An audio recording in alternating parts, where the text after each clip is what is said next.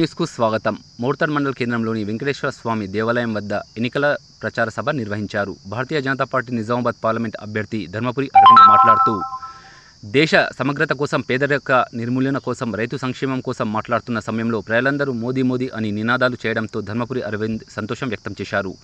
కమలం పువ్వు గుర్తుకు ఓటేసి మళ్లీ నరేంద్ర మోదీని ప్రధానమంత్రిగా గెలిపించాల్సిందిగా పిలుపునిచ్చారు. ఈ కార్యక్రమంలో బాల్కొండ నియోజకవర్గ in charge doctor Eleti Mallikarjun Reddy, BJP Mortad మండల అధ్యక్షులు పుప్పాల నరేష్, సీనియర్ నాయకులు లక్ష్మీ పటేల్, కర్నే, జైడి గంగారెడ్డి, భోగ దేవేందర్, తీగల రమేష్, గంగామోహన్, నాయకులు, పార్టీ కార్యకర్తలు, ప్రజలు తదితరులు పాల్గొన్నారు.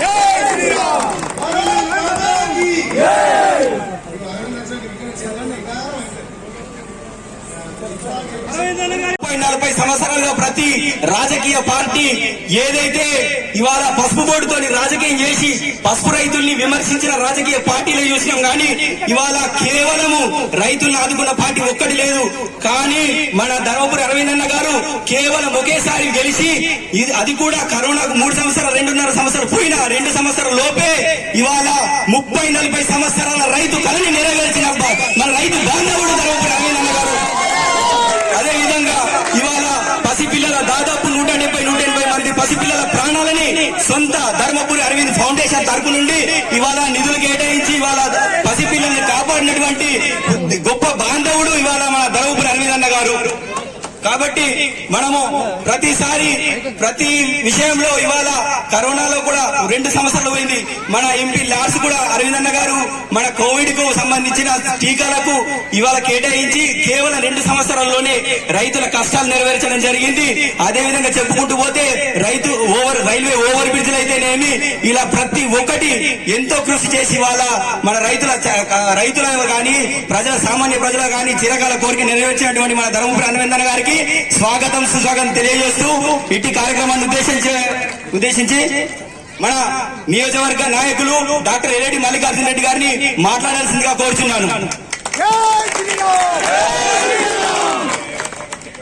జై శ్రీరామ్. అందరు తల్లుళ్ళు వచ్చింది ఆశీర్వదిస్తుంది ఎంపీ సాబ్ మీరు గెలిచిపోయింది, అయిపోయింది, ఎలక్షన్ అయిపోయింది. రోజు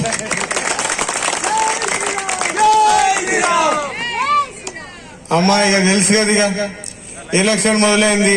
అన్ని పార్టీ వాళ్ళు వస్తారు, కూర్చుంటారు, కథలు చెప్తారు, మేము ఇది చేస్తాం అది చేస్తాం అంటారు. మీరందరికీ ఒక విజ్ఞాపం, దయచేసి వాళ్ళు వస్తే వాళ్ళు ఒక మాట అడుగుండ్రి. మీరు చేస్తామని చెప్పకుండ్రి, ఏం చేసిండ్రో చెప్పుండ్రి అని అడుగుండ్రి. నేను ఈ మాట ఎందుకు చెప్తున్నా అంటే, సరే మోడీ గారు ఏం చేసిండ్రు అవన్నీ ఎంపీ గారు చెప్తారొచ్చు. నేను ఎంపీ గారి గురించి ఒక విషయం చెప్తా. ఇప్పుడు మా సోదరుడు మాట్లాడుకుంటా పసుపు కూడా తెచ్చిండు ఎంపీ అరవింద్ అంటుండు కదా, అదంత సులభమైన పని కాదు. అదే పసుపు బోర్డు తెచ్చడం అంత సులభమైతే కవిత ఎప్పుడో తెస్తుండే. సీఎం బిడ్డ కవితతో అవుతుండే. అంతే సులభమైతే మధుయాష్కి గారు కూడా పెద్ద ఎంపీ ఉండే, రాహుల్ గాంధీకి సన్నిహితుడు ఉండే, ఆయన కూడా తెస్తుండే. అది అంత సులభం కాదు. దానికి ఎంత కష్టపడ్డారో మేము చూసినాం, మేమందరం చూసినాం. ఒకానొక సమయంలో కూడా అంత్యక్రియలకు కూడా పోకుండా అక్కడ ఢిల్లీలో కూర్చున్నాడు. ఈ పని కాపాడలేదు. ఎంతో మంది చెప్తారు పసుపు బోర్డు తెచ్చిండు తేలే అని చెప్పి. నేను మీకు తెలిసిన విషయం, పసుపు బోర్డు రాలేదు అని చెప్పి. మరి ఆ పెద్ద మంచి కాంగ్రెస్ నాయకుడు బంధువు చెప్పులు ఎందుకు వేసుకున్నాడంట? మరి ఏమొచ్చిందని చెప్పులు వేసుకున్నట్ట? వేసుకున్నాడు కదా చెప్పులు, సన్మానాలు చేసింది కదా పాలెపోళ్ళు. ఎందుకు వేసుకున్నట్ట మరి పసుపు బోర్డు రాకపోతే? సరే పసుపు బోర్డు రాలేదు, మనం పసుపు పండిస్తోళ్ళము, డైరెక్ట్ గానో ఇండైరెక్ట్ పసుపు పంటతో మనం రిలేషన్ ఉన్నోళ్ళమే. మరి 20,000 ఎట్లయింది రేటు? కాంగ్రెస్ ఉన్నప్పుడు ఎప్పుడు కాకపోయి మరి రేటు 20,000 19,000 అవ్వకుండా ఎట్లా పోయింది? దీనికి చాలా ప్రక్రియ ఉంటది. ఇట్లా చెప్పుకున్నంత ఈజీగా పసుపు రేట్ల పెరుగుడు అట్లా తగ్గుడు కాదు. దాన్ని ఎక్స్పోర్ట్ చేయాలి. ఇంతకుముందు ఏం చేసేవాళ్ళు కాంగ్రెస్ పార్టీ వాళ్ళు, ఆ విషయం కూడా ఈ ఎంపీ అరవింద్ అనే మనిషి అమిత్ షా ఆఫీస్ లో కూర్చొని కనుక్కున్నాడు ఒక విచిత్రంగా. ఏంటంటే వాళ్ళకి అప్పుడు తెలిసింది అందరికి, వీళ్ళు ఇంపోర్ట్ చేస్తున్నారు, పసుపుని దిగుమతి చేస్తున్నారు వీళ్ళు కాంగ్రెస్ పార్టీ వాళ్ళు. అరే ఏమో మనమే పసుపు తయారు చేస్తున్నాము, బయటకి ఎందుకు తెస్తున్నారు నాయన అని చెప్పి అమిత్ షా గారికి చెప్పి ఇమీడియట్ గా బంద్ చేయించారు. అప్పుడు దిగుమతి బంద్ చేపిస్తే మన పసుపుని మనం ఎగుమతి చేయడం మొదలు చేసినాం. అందుకే రేట్లు పెరిగినాయి. ఏ పంట రేటు పెరిగినానో కారణం తెప్పించి అప్పుడు గాని గాలి ఊపిరి తీసుకోలే ఈ పెద్ద మనిషి. ఒక్కటి ఆలోచించండి, ఒక్కసారి ఎంపీ అయితే ఇంత పని చేసిండు, రేపు ప్రొద్దున 2 లక్షల ఓటు 3 లక్షల ఓటుతో గెలిపిస్తే రేపు మంత్రి అయితే ఏం చేస్తాడు? మన నిజామాబాద్ జిల్లాని ఎటు తీసుకుపోతాడు? ఇది ఒక్కటి ఆలోచించండి అందరు. ఇంకో విషయం కూడా చెప్తాం ముగించే ముందు, టైం లేట్ అవుతున్నది, మీకు కూడా లేట్ అవుతున్నది, ఎంపీ గారు కూడా మాట్లాడాలి. దయచేసి కాంగ్రెస్ పార్టీ వాళ్ళు చెప్పిన మాటలు 4 నెలల కింద ఓట్లు వేసినాం కదా, ఎన్నో కథలు చెప్పి రుణమాఫీ చేస్తాం, మన్ను చేస్తాం, మశానం చేస్తామని ఏమి చేయలే కదా. ఈ రోజు మీరు మళ్ళా కాంగ్రెస్ దిక్కు చూస్తే వాళ్ళు మనం వాళ్ళని క్షమించినాము అనుకుంటారు. ఒక్కళ్ళు కూడా కాంగ్రెస్ కోట వేయకుండ్రి, అందరు బీజేపీ కోటేయండి. 2 కారణాలు. కాంగ్రెస్ వాళ్ళకి తెలిసి అరే వీళ్ళు మనకు దిక్కుకెళ్ళి దూరం అయింటారు, మనం అంటే కోపం ఉందని తెలుసా, ఇంకా 5 సార్లు ఉంటారు, మనం కర్ణిస్తే ఉంటారనే అనుకుందాం. వాళ్ళు ఉంటా అనుకుంటే మట్టుకు మనకు సేవలు చేయాల్సిందే. వాళ్ళు చెప్పిన మాటలు వాళ్ళు నిలబడాలంటే మనం వాళ్ళకు వాతలు పెట్టాలి, సురుగు పెట్టాలి. వాళ్ళు ఇచ్చిన మాట మీద వాళ్ళు నిలబడలే అని వాళ్ళని మనం శిక్షించాలి. ఇది మాత్రం ప్రతి ఒక్కరు గుర్తుంచుకోవాలి. దయచేసి మీ అందరికీ చెప్తున్నా, ఒక యువకుడిని ఎంపీ చేయండి, మళ్ళా 75 ఏళ్ళ మంచిని చేసిండ్రు అనుకో, గదే ఉంటది రాజకీయం కదా, పాత రాజకీయం. ఈ కొత్త రాజకీయం రాదు. 70 కూడా అయిపోయిందా? 76 ఏళ్ళ మంచిని కూడా చేయకూడదు. దయచేసి ఒక యువకుడిని చేయండి. ఒక్కసారి అయితేనే పసుపు బోర్డు తెచ్చిండు, రెండోసారి అయితే ఇంకేం చేస్తాడో ఆలోచించండి ఒకసారి. మన పిల్లల భవిష్యత్తు గాని, మన ఏరియా భవిష్యత్తు గాని, ఇవన్నీ దీని మీద ఆధారపడి ఉన్నాయి. మన భవిష్యత్తులన్నీ దీని మీద ఆధారపడి ఉన్నాయి. కాబట్టి దయచేసి ప్రతి ఒక్కరు ఎంపీ అరవింద్ గారికి పెద్ద ఎత్తున ఓట్లేసి గెలిపించి మనకు నరేంద్ర మోడీ గారు చేసిన సేవలు మనం గుర్తుంచుకున్నామని చెప్పి ఆయన కూడా తెలియజెప్పే సమయం వచ్చింది. కాబట్టి దయచేసి ప్రతి ఒక్కరు చెప్పాలని చెప్పి కోరుకుంటూ ముగిస్తున్నాను. భారత్ మాతాకి. హలో, వినబడుతుందా అమ్మా? అందరికి వినబడుతుందా? లాస్ట్ లో వినబడుతుందా అమ్మా? ఓకే.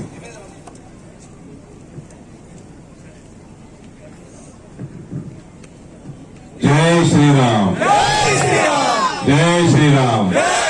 అందరికి రాముల వారి అక్షంతలు వచ్చినాయా అమ్మా? వచ్చినాయా?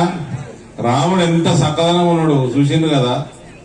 రాముడు వచ్చినాక అంత చక్కదనం అసలు మొత్తం దేశం మొత్తం డామినేట్ చేస్తుండు బాలరాముడు.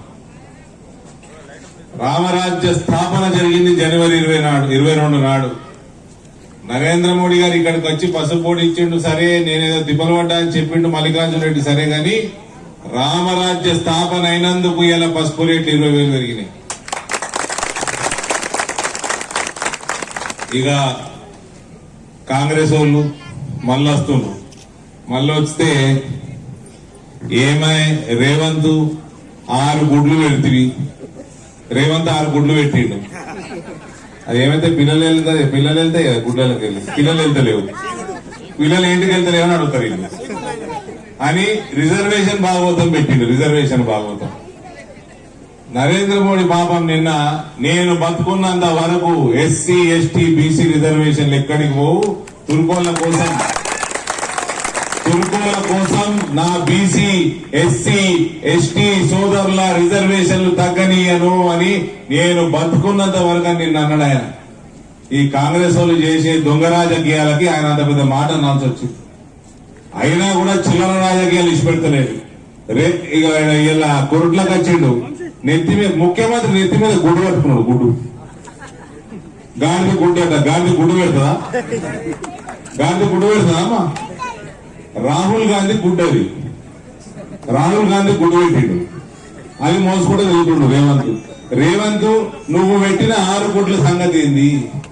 6 గ్యారంటీలు కావాలి, 6 గుడ్లవి. పిల్లలు ఎన్నడెళ్తాయి? ఇలా తులం బంగారం ఎన్నడెత్తది? 500 రూపాయల బోనస్ వచ్చిందా రైతులకి?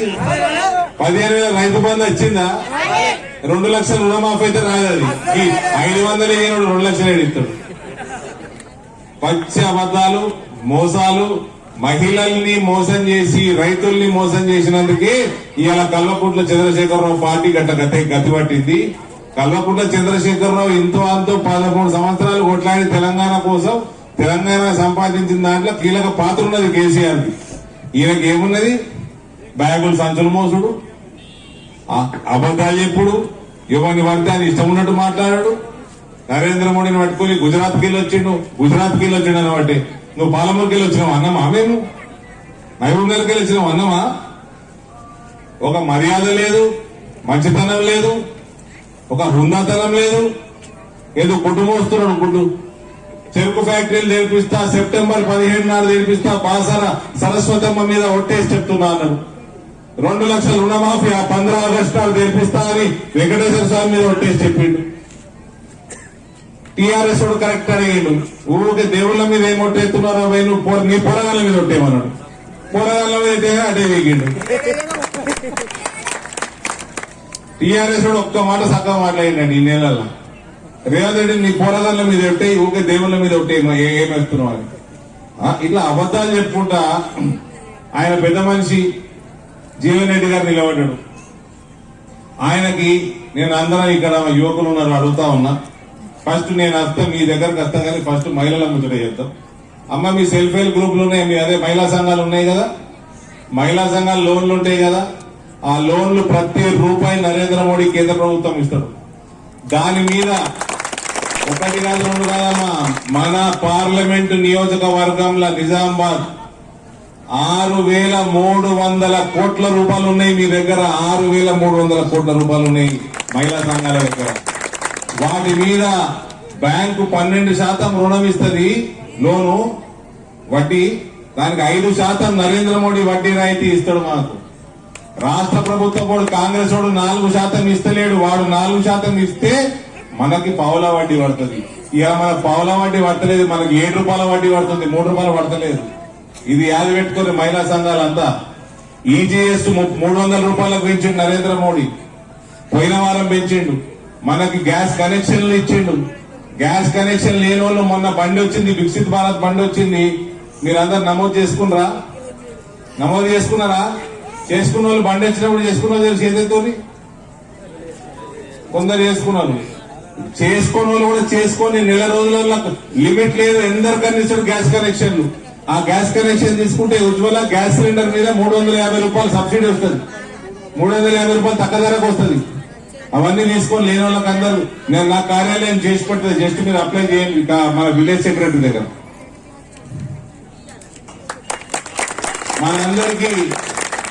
మనందరికీ తెల్ల రేషన్ కార్డు ఉంటే చాలు 5 లక్షల రూపాయల ఆరోగ్య బీమా ఆయుష్మాన్ భారత్ పథకం నరేంద్ర మోడీ ఇస్తున్నాడు.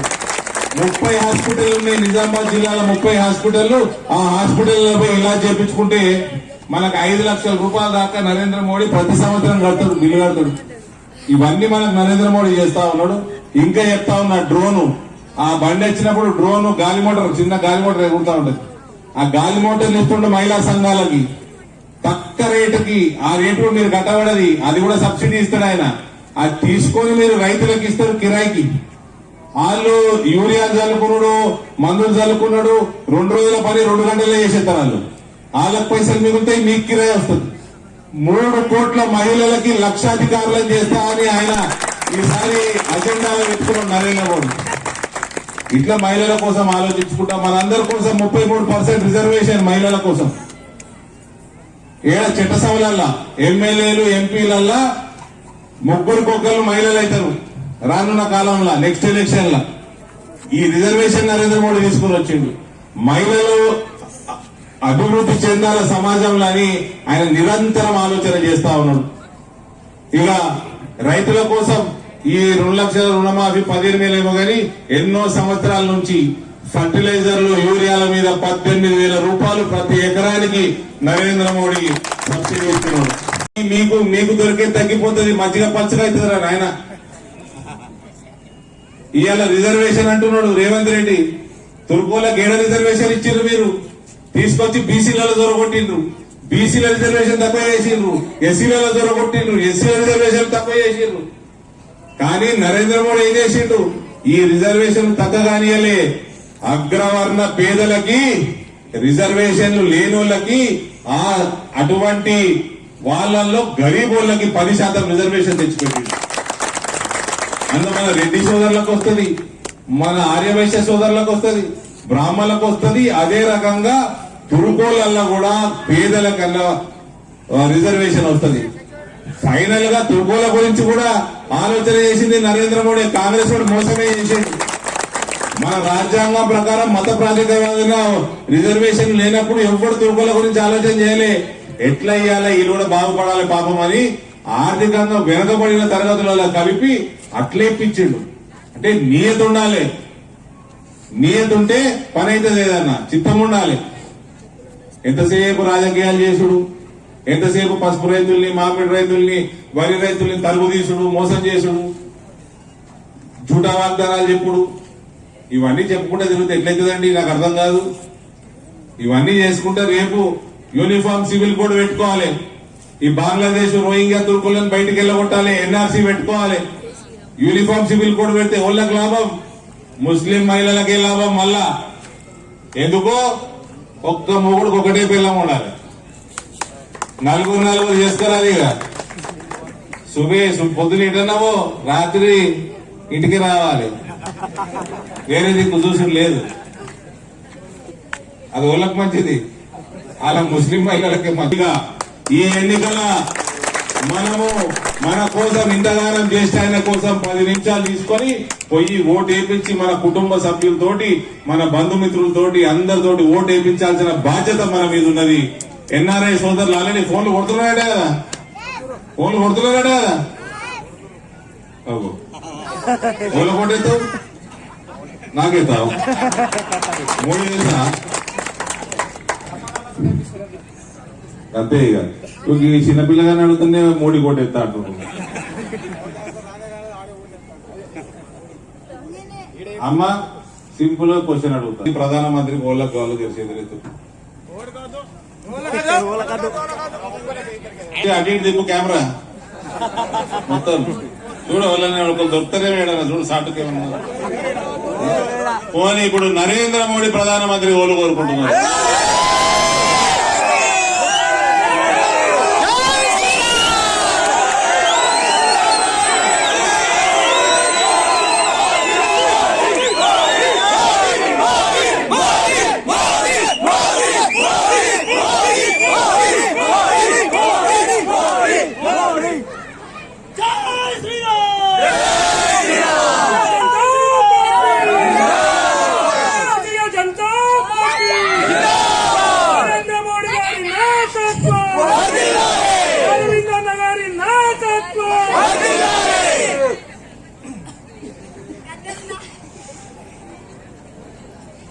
పోలీసు వాళ్ళు చూసారు కదా, ఇంటెలిజెన్స్ రిపోర్ట్ ఇచ్చేయండి.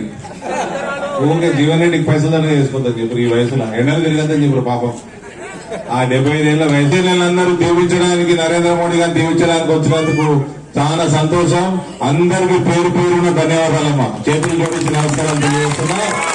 మోటారు మన అన్నదమ్ములందరూ కూడా ధన్యవాదాలు తెలియజేస్తూ భారత్ మాతాకి. మా నరేష్ ఏమంటున్నాడు? కమల పువ్వు పడు అలా వెళ్ళదా? కమల పువ్వు ఫ్రీ రేషన్ 15,80,000 మంది నిజామాబాద్ పార్లమెంట్ లా ఫ్రీ రేషన్ వస్తున్నది. అందరికి వస్తున్నది కదమ్మా ఫ్రీ రేషన్.